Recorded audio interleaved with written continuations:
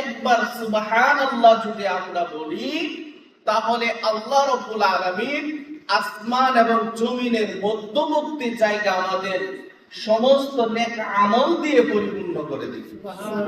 সুবহানাল্লাহ। অন্য আরেকটা হাদিসে আসছে, আপনি দুনিয়ার জীবনে বসে যদি একবার সুবহানাল্লাহ বলেন, আল্লাহ তাআলা আপনার জন্য জান্নাতে একটা গাছ রোপণ করে দিবেন।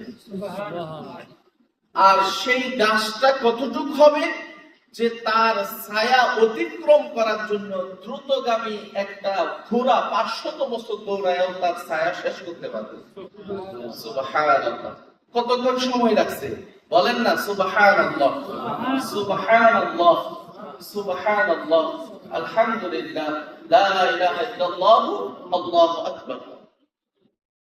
কতক্ষণ সময় লাগছে, অথচ এর বিনিময় আল্লাহ রাব্বুল আলামিন আমাদের কল্পনার বাহিরে, যেটা আমরা কল্পনা করতে পারি না, এর চেয়ে বেশি আল্লাহ তাআলা দিয়ে দিয়েছেন।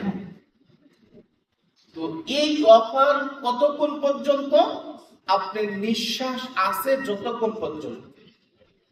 কিন্তু আপনার নিঃশ্বাস যখন বন্ধ হয়ে যাবে, দুনিয়ার জীবনের হায়াত যখন আপনার শেষ হয়ে যাবে, তখন কবরে বসে লক্ষ কোটি বার যদি সুবহানাল্লাহ বলেন, কোনো ফায়দা নেই, এর কোনো প্রতিদান নেই। তাহলে বলেন, আমাদের নেক আমল কি আমরা জীবিত অবস্থায় করব না মৃত্যুর পরে করব? বলেন।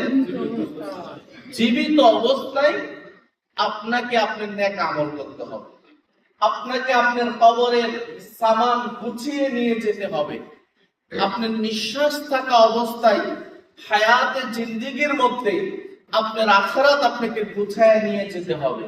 আপনার জীবিত অবস্থায়, হায়াত থাকা অবস্থায় আপনার বিচারের সম্মুখীন হবেন, সেই প্রশ্নের জবাবগুলো আপনি এখান থেকে নিয়ে যেতে হবে।